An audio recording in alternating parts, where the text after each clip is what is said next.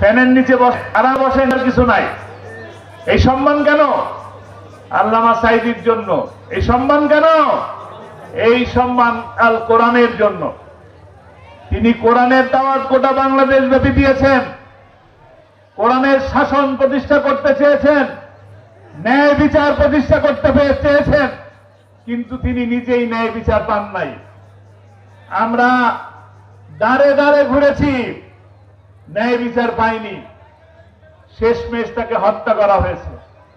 আমি আমার প্রিয় সয়না রঘুনাথবাসীর মুরব্বিয়ান, যুবক, তরুণ, কিশোর ভাইদের কাছে জানতে চাই, আল্লামা সাঈদীকে যে হত্যা করা হয়েছে, এই হত্যার প্রতিশোধ আমরা নিতে চাই কিনা? যদি আমরা এই হত্যার প্রতিশোধ দিতে চাই, আমরা আর একটা খুন করে হত্যার প্রতিশোধ নিতে চাই না।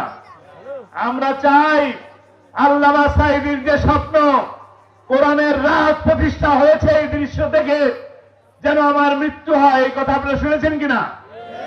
তিনি চলে গেছেন, আমাদের সকলকেই চলে যেতে হবে, কোনো সন্দেহ নাই।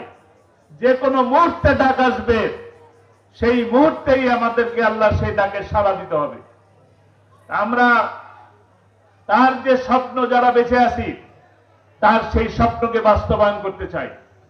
তার স্বপ্ন যদি বাস্তবায়ন করতে পারি, তবেই তাকে যে 13 বছর জুলুম করা হলো, জেলের মধ্যে বন্দী করা হলো, 13টা বছর আপনাদের সামনে কোরআনের কথা বলার সুযোগ দেওয়া হলো না, তবেই তার প্রতিশোধ নেওয়া হবে, তবেই তার হত্যার প্রতিশোধ নেওয়া হবে।